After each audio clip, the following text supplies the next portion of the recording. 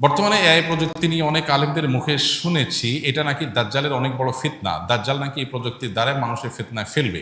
এই কথাটি কতখানি যুক্তিসঙ্গত তা কোরআন হাদিসের আলোকে পেশ করুন, আর এআই সম্পর্কে কিছু দিক নির্দেশনামূলক বার্তা দিন। এআই কে দাজ্জালের ফিতনা বলছেন অনেকে। এটা তাদের গবেষণা, এটা তাদের ইস্তিহাদ, লাহু ফাহাম যিনি বলেছেন। এটা কোনো হাতমি বিষয় না, এটা কোনো কোরআন সুন্নাহ বর্ণিত মানসুস কোনো বিষয় না যে হ্যাঁ এআই এর ব্যাপারে হাদিস কোরআন আসছে। কোনো আলেমের গবেষণা, তার কাছে মনে হয়েছে যে এইটাই আস্তে আস্তে মানুষকে দাজ্জালের ফিতনার মতো বিভ্রান্তির দিকে নিয়ে যেতে পারে। তো কোনো আলেমের গবেষণাকে গবেষণার পর্যায়ে রাখতে হবে, এটাকে ওহির পর্যায়ে নেওয়া যাবে না। এটা হতে পারে, নাও হতে পারে, দাজ্জালের ফিতনাটা অন্য কোনোটা থেকে আসতে পারে। এগুলো কোনোটাকে নিশ্চিত বলার সুযোগ নেই। হ্যাঁ, আমাদের কাছে যদি মনে হয় যে না এটা দাজ্জালের ফিতনা, এটা থেকেই মনে হয় আসবে, তাহলে সেটাকে সেভাবে বলা উচিত, যেটা আমার ধারণা, আমার মনে হয়। মানুষকে সতর্ক আমি করতেই পারি, বাট নিশ্চিতভাবে আমি বলে দিলাম এই রাইট আমার নাই, কারণ আমার কাছে ওহি আসে নাই, এবং আমি এটা বলতে পারি না অন্য কোনো ওয়ে থেকেও দাজ্জালের ফিতনা আসতে পারে। তবে এটা ঠিক যে এটা এক ধরনের ফিতনা এবং বিভ্রান্তিতে মানুষকে ফেলে দিচ্ছে, উম্মাকে ফেলে দিচ্ছে, এবং নানাবিধ ফিতনার দুয়ার উন্মোচন করছে। ফিতনা কোথায় গিয়ে ঠেকবে, কত বড় আকার ধারণ করবে, সেটা আল্লাহু আলাম। পাশাপাশি এর ব্যবহারের কথা বলেছেন। ব্যবহারের বিষয়ে এআই দিয়ে যদি শরঈ কোনো কাজ করে কেউ, গায়রে শরঈ কাজ না করে, এটা জায়েজ। এটা একটা টুল বা এটা একটা টেকনোলজি, এটাকে ব্যবহার করে যদি শরিয়া নিষিদ্ধ নয় এমন কাজ কেউ করে, তাহলে সেটা করতে অসুবিধা নেই। কিন্তু শরিয়া যেটা নিষিদ্ধ সেরকম কাজ যদি কেউ করে, প্রতারণামূলক কিছু করলো, কোনো সৃষ্টির অবয়ব তৈরি করলো, এমন কিছু করলো যেটা শরিয়া অনুমোদন করে না, তাহলে সেটা এআই দিয়ে করলেও নাজায়েজ হবে, অন্য কোনোভাবে করলেও কি হবে, নাজায়েজ হবে, হারাম হবে। অনলাইনে গেম খেললে টাকা ইনকাম করলে এবং অন্য কোনো প্রাণিত করলে বা আকর্ষণ করলে এটা কোন কাতারে দাঁড়াবে? এটা পরিষ্কারভাবে গুনাহ এবং নাজায়েজ কাজ। প্রথমত এমনিতেই গেম খেলা জায়েজ কাজ না, সময়ের অপচয়, হ্যাঁ, এবং নানা কারণে সেখানে নাজায়েজ হওয়ার বহু উপাদান সেখানে থাকার কারণে সেটা নিষিদ্ধ। এরপরে আবার সেটা দিয়ে টাকা কামাই করবেন, এগুলো বেশিরভাগ ক্ষেত্রেই মানুষকে জুয়ার দিকে নিয়ে যায়। আর সবচেয়ে বড় কথা হলো এটা টাকা কামাইয়ের শরঈ কোনো উপায় বা পদ্ধতি না। অনেকে আছেন যে অ্যাড দেখে টাকা কামাই করেন, যে অ্যাড দেখলেন, যত দেখলেন তত কামাই করলেন, এটাও না জায়েজ। কারণ এই অ্যাডগুলো যখন দেখতে যাচ্ছেন সেখানে মিউজিক সহ হারাম বিষয় আসছে, আপনি হারামে লিপ্ত হয়ে তারপরে কি করছেন, টাকা কামাই করছেন। এবং এই সমস্ত গেমস ইত্যাদি থেকে টাকা উপার্জন করার এই পথ অবলম্বন করে একটা সময় দেখা যায় অনলাইন জুয়াতে আসক্ত হয়ে যায়। আজকাল অনলাইন জুয়া এটা ঘরে ঘরে জনে জনে হয়ে গেছে। এখন দেখা যায় বিভিন্ন স্পোর্টস চ্যানেলে, বিভিন্ন সাধারণ টিভি চ্যানেলে, বিভিন্ন প্রচারণায়, খেলোয়াড়দের জার্সিতে, বিভিন্ন কিছুতে দেখা যায় যে অনলাইন জুয়ার অ্যাডভার্টাইজ অহরহ, যেটা আমাদের দেশে প্রচলিত আইনেও নিষেধ, ধর্মীয়ভাবেও যেটা হারাম। সেই জিনিসটা এটাকে খুব নর্মাল করে ফেলা হয়েছে, যেন দেখার কেউ নেই।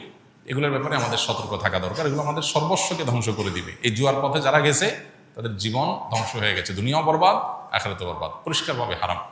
আজকাল দেখা যায় এই যে বিভিন্ন সময় বিশ্বকাপ, ফুটবল হয়, ক্রিকেট হয়, বিভিন্ন খেলা হয়, এগুলোকে কেন্দ্র করে এলাকায় এলাকায়, মহল্লা জুয়ার আসর বসে, ছেলেরা মেয়েরা বাজি ধরে। এই যে বাজি, এই যে জুয়া, এগুলো পরিষ্কারভাবে হারাম। এগুলোকে আজকাল দেখা যায় যে অনেকে ব্যবসা হিসাবে এটাকে রীতিমতো একটা ফরম্যাট দিয়ে যুবকদেরকে সেখানে লাগাই দিচ্ছেন, পরিষ্কারভাবে হারাম। এগুলোর ব্যাপারে সামাজিক সচেতনতা বাড়াতে হবে এবং রাষ্ট্রের কর্তা ব্যক্তিদেরও এগুলোর পরে ব্যবস্থা গ্রহণ করতে হবে। আমি মুখে কোনো গালি দেই নাই, কিন্তু বন্ধুদের সাথে গ্রুপে গালিগালাজ এর টাইপিং করি মাঝে মধ্যে, এতে কি আমার গুনাহ হবে কিনা?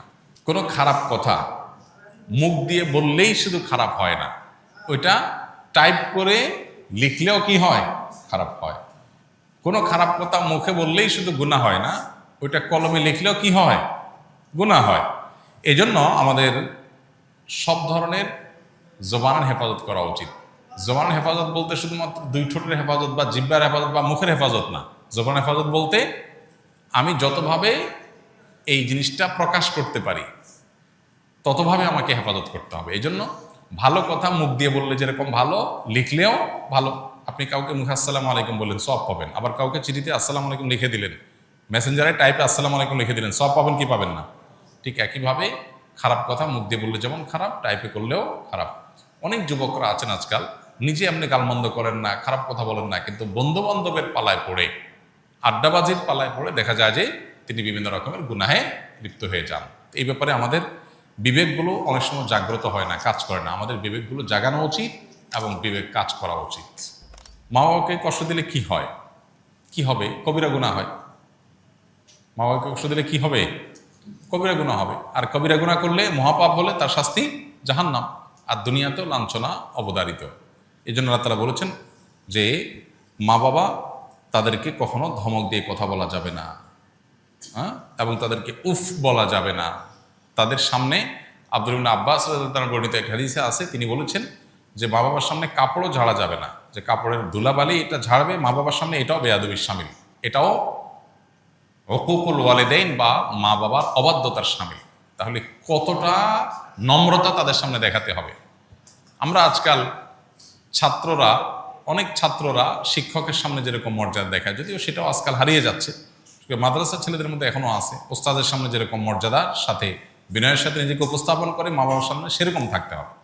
আমাদের হলো মা বাবা হলেন এমন মানুষ যে যার সাথে সবসময় 24 আওয়ার্সে যে কোনো সময় ঝাড়ি দিয়ে কথা বলা যায়।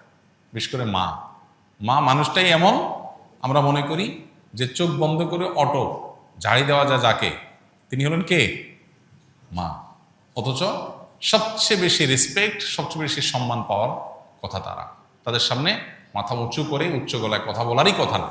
কিন্তু আমরা নিয়মিত নামাজ কালাম পড়ে অনেক তালেব ইলমও আছে মা বাবার সামনে এরকম আচরণ করেন। ওস্তাদের সামনে বিনয়ী, মা বাবার সামনে দুরাচরণ করছে। ওস্তাদ এত বিনয়ের হক রাখেন না, ওস্তাদের এত অধিকার নাই যত অধিকার কার আছে? মা বাবার আছে, কিন্তু সেটার খবর নেই। আমরা অনেকেই এক্ষেত্রে ভুল করি। কেউ কারোর মাধ্যমে সালাম পাঠালে তার উত্তরে কি বলবো?